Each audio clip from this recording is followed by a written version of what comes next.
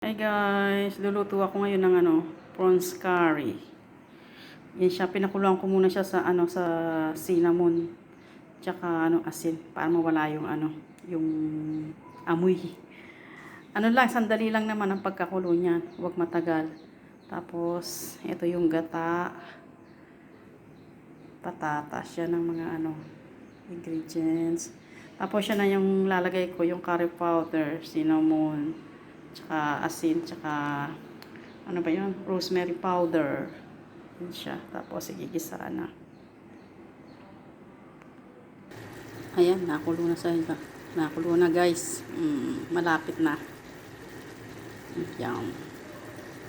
Yan, luto na guys. Prawns curry. Yum. Sarap, manghang. Sarap niya.